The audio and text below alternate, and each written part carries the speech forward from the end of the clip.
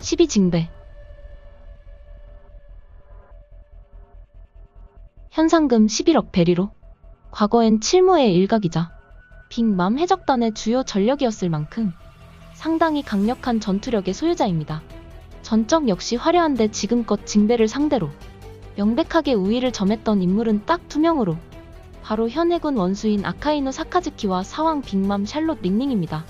대간판 바로 아래 계급인 5억대 현상범인 토비로프의 후주후도 30분간은 선전했지만 징배가 본격적으로 싸우자마자 압도당한 채 패배했고, 대결이 펼쳐지기 전 CP제로는 아예 징배의 승리를 확신하기도 하였죠. 9위 상디. 발차기의 고수로 몽키 디 루피, 롤러노와 조로와 함께 밀짚모자 일당의 괴물 3인방의 일각입니다. 상디의 특기는 발차기를 통해 단련된 킥력을 살린 스피드인데, 상대가 일순간에 사라지는 상디의 고속이동을 놓치는 장면이 여러 번 강조되어 나오고 있습니다. 심지어 에그헤드에서 키자루의 빛의 속도를 따라잡기도 하였죠. 현재는 디아블 잠브를 준비 동작 없이 바로 켤 수 있을 만큼 숙련도가 올라간 데다 월보를 배우고 외골격까지 강화된 현재는 악마의 열매만 먹지 않았을 뿐 발화 능력을 가진 능력자라고 봐도 무방할 지경의 초인입니다. 현재는 사왕 최고 간부 3인자 퀸을 이길 강자로도 성장했습니다. 8위 조로. 현재 조로는 어지간한 사채간을 넘어서고 극소수의 인물들만 사용하는 폐위감을 터득한 굴지의 대검으로 평가받고 있습니다. 특히 이는 오니가시마 킹과의 전투에서 승리한 후 엄청난 레벨업을 한 걸로 보이는데, 에그헤드에선 CP0의 일원인 카쿠의 공격을 자다 일어나서 막아냈고, 사왕 몽키 디루피가 폐위감을 봉인한 상태이긴 해도 기어 피프트 니카를 발동한 상태에서 어느 정도 합을 겨뤘던 로브 루치와도 폐위감을 쓰지 않고 맞대결에 승리하였습니다. 이후 적어도 사왕급으로 평가받는 초대 기처를 든 나스주로의 써니호에 대한 공격을 막아내고 밀어내기까지 하였죠. 7위 제파.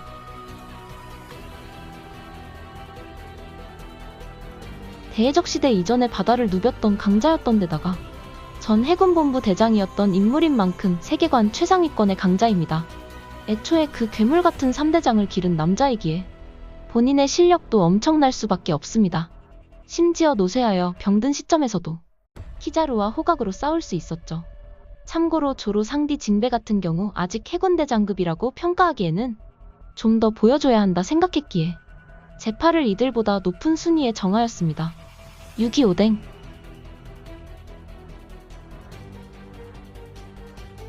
흰수염의 배에서 2번대 대장을 맡았고 로저 해적단의 선원으로 라프텔에 도달했던 해적이자 배지가 괴물이라고 두려워한 네코마무시 나리와 이누아라시 공작의 죽은 사왕 최고 간부와 치열히 맞서 싸우고 카이도가 직접 스카우트하려 한 슈텐마루를 굴복시킨 자, 카이도에게 유일하게 상처를 냈던 과거 전성기 흰수염이 멀리서 오는 오뎅의 기척을 느낀 뒤 어마어마한 게 온다며 위험하다고 읊조리곤 부하들을 물러나게 할 정도의 남자. 또한 카이도는 루피에게 타격을 입자 자신과 싸울 수 있는 사람은 별로 없다며 루피를 보고 록스, 로저, 흰수염, 샹크스와 함께 오뎅을 떠올리기도 하였습니다. 5위 레일리.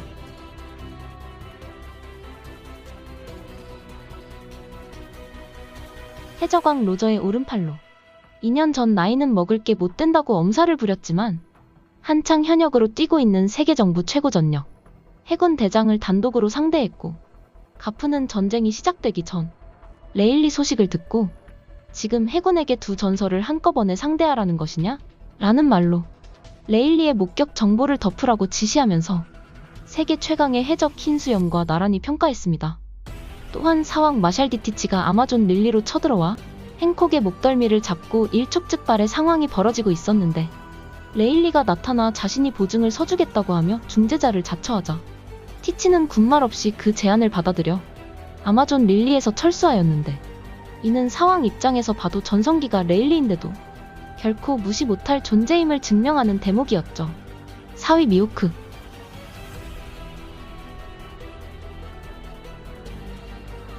롤로노와 조로가 목표로 삼은 명실공히 세계 최강의 검사이자 사왕 샹크스의 호적수이자 칼날의 영구적인 흑도화, 일명 영구흑도에 도달한 검사로 현 시점 유일하게 영구흑도 제작에 성공한 인물, 그 그 검기는 샹크스조차 능가합니다. 첫 등장 당시부터 엄청난 임팩트와 세계 최강의 검사란 설정 때문에 처음부터 평가가 높았지만 스토리 진행과 함께 사왕들의 압도적인 전투력이 드러나면서 사왕선장에 필적하는 미호크의 평가가 더욱 상승했습니다. 왕의 부하 칠무회가 해체된 이후 현상금은 35억 9천만 베리로 신입 사왕들보다 높죠. 이는 미호크가 샹크스를 넘는 검기와 세계 최강의 검사라는 오로지 전투력 하나만으로 해군에게 사왕급 흉악법으로 지정된 것입니다. 3위 샹크스.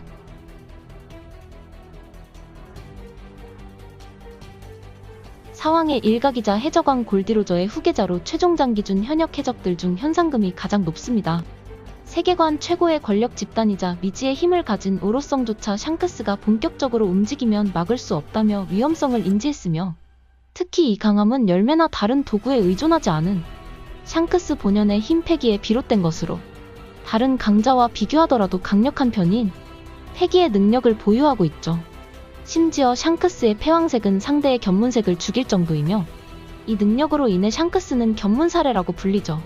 최근에는 로우와 함께 사왕 빅맘을 제압했던 키드를 원콤에 제압하고 해군대장 료쿠규를 물러나게 하는 장면까지 보여주었죠. 2위 가프.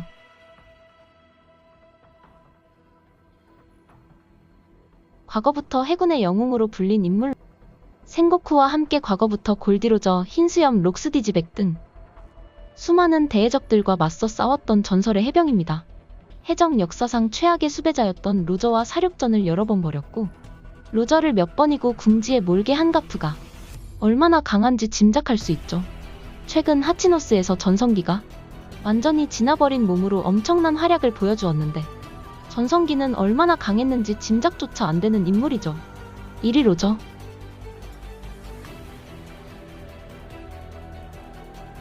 해적왕이라는 칭호와 55억 6,480만 베리라는 원피스 해적 역사상 최고 액수의 현상금에 걸맞은 굴지의 대해적이었으며 동시대의 적수도 몇 없었던 엄청난 무력을 보유한 호걸이었습니다.